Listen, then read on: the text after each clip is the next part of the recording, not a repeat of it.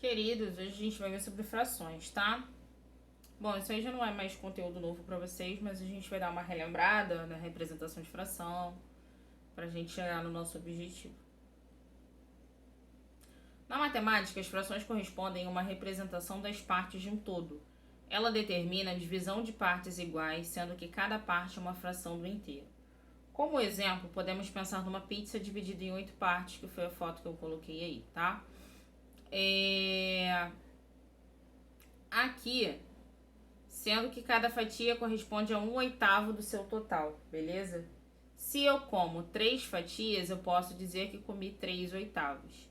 Importante lembrar que nas frações o termo superior é chamado de numerador e o termo inferior é de denominador, tá? Não coloquei o mesmo número aqui, tá? Da fração da pizza, mas não tem problema nenhum. Então, o número de cima a gente chama de numerador, por quê? E o número de baixo denominador. Significa que, vamos supor que a gente tivesse um desenho, tá? Tá tortíssimo. Tivesse dividido em 2 partes. O denominador é a parte dividida. Ou melhor, vou botar aqui pedaços, tá? Pedaços. Beleza?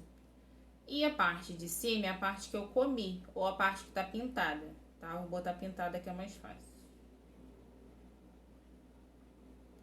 Então, a parte de cima é a parte que tá pintada. É como se eu tivesse essa representação aqui, tá?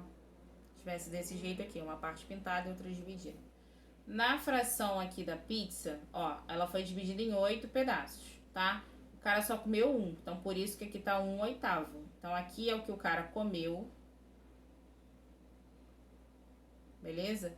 E o 8 é a divisão, ou seja, são as partes, tá ok? Aqui, 7/8, porque é o que sobrou da pizza que o cara não comeu, né? 7 é o que sobrou e 8 porque ela continua sendo dividida em 8 partes. Bom, realizando a leitura das frações. Ao lermos uma fração, a leitura do numerador é realizada de forma direta, já a leitura do denominador segue as regras descritas abaixo. Se a gente tem denominador 2, 3, 4, 5, ou seja, de 2 até o 9, a gente fala meio, terço, quarto, quinto, sexto, sétimo, oitavos e nonos, tá? Quando a gente tem lá um meio, pode ser um meio ou metade, certo? Ou meio, tanto faz. 3 quartos, 5 sextos, 7 oitavos, 2 terços, 4 quintos, 6 sétimos, 8 nonos, tá? Quando a gente tem denominadores acima do 10, ou seja, 11, 12, 13, 14, certo? Então a gente tem lá 1 dozeavos, 2 vinteavos, 3 64avos. Por que essa palavrinha avos? E não é avós, tá? É avos, não tem acento. Avos aparece quando o denominador de uma fração é maior do que 10, ou seja, por exemplo aí, 1 dozeavos. Esse termo tem origem do latim, tá? Que passou a ser escrito octavos. Assim, a representação da fração, desde então, ela teve essa terminação aí, avo, e passou a ser a utilizada atual, beleza? Então, vamos lá. Tipos de frações. A gente tem as frações próprias, impróprias e aparentes. Tem outra também, tá? Por que ela é uma fração própria? O numerador é menor que o denominador. Lembrando que numerador, né? Numerador, né? E aqui embaixo é o denominador, né? Beleza? Então, todas as vezes que a gente tiver o número de cima menor que o de baixo, eu tenho uma fração própria, beleza? Por que a de baixo é imprópria? É o contrário. No denominador é menor. Certo? Então, fração própria, o número de cima é menor do que o de baixo. Fração imprópria, o número de cima é maior que o de baixo. E fração aparente, que ela é praticamente nossa aparente, é quando a gente consegue dividir. Por exemplo, 8 dá para dividir por 8, que vai dar 1, né? 6 eu posso dividir por 2, dá 3. 10 eu posso dividir por 5, dá 2, certo? Então, são frações aparentes onde o numerador é divisível pelo denominador, ou seja, a fração que a gente consegue dividir. Fração mista. é constituída por uma parte inteira e uma fracionária representada pelo número misto. Bom, aqui eu coloquei como é representado, tá? Então aqui a gente tem, lembrando que uma fração é uma divisão, tá? Então a gente dividiu aqui 21 dividido por 5, o resultado dá 4 e sobrou 1 de resto. O que acontece? Como a gente vai montar esse número misto? Isso aqui a gente chama de número misto, tá? Por que número misto? Porque ele vai ter um número inteiro, né, que é o 4, e uma fração, certo? Para chegar nesse ponto aqui, a gente vai fazer a divisão. Vamos lá, vamos fazer aqui de baixo, ó. Então, aqui eu tenho 10 dividido por 4, né? 4 vezes quanto vai dar 10? 4 vezes 2 dá 8. Para chegar a 10, sobrou 2, beleza?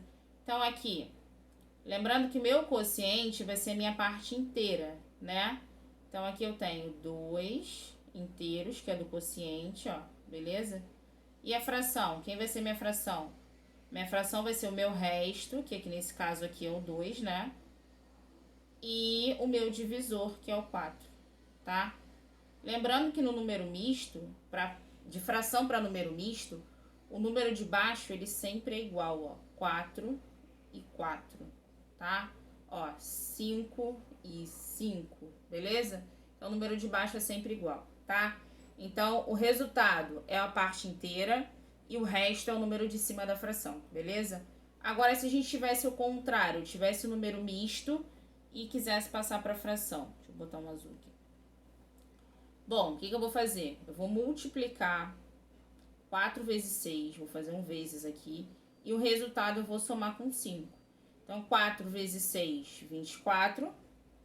24 mais 5, 29. 29 vai ser o meu número de cima. E lembra que o denominador é o mesmo? 29 sextos, tá? Então, multiplica a parte inteira com de baixo e o resultado você soma com 5.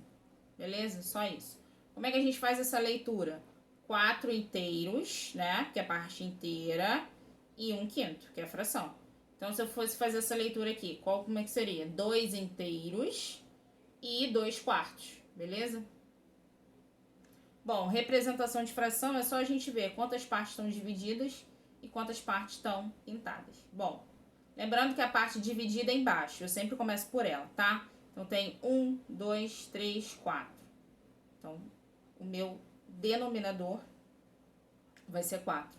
E a parte de cima é quantas partes estão pintadas. 1, 2, 3. 3. Lembrando que a fração ela pode ser representada de várias formas, tá? Então, aqui eu tenho, ó, 1, 2, 3, 4, 5, 6, 7, 8. Então, 8 embaixo, 1, 2, 3, 1, 2, 3, 4, 5. 5 em cima, tá?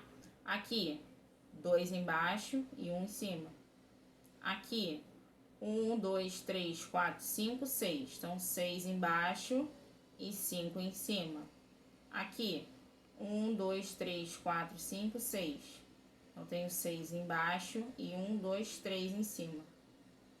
Aqui, eu tenho 4 embaixo, ó. 1, 2, 3, 4 e 2 em cima. Ok? Só isso. Fração de quantidade. O cálculo de uma fração de quantidade se dá a partir da multiplicação da fração pela quantidade que está apresentando no problema. Isso aí no livro de vocês não está explicando, tá? Ele já vem jogando no exercício, por isso que eu coloquei a explicação. Bom, por que é fração de quantidade? Lucas tem uma criação de coelhos e 5 nonos dessa criação representam 45 coelhos. A quantidade aqui, ó, 45 coelhos.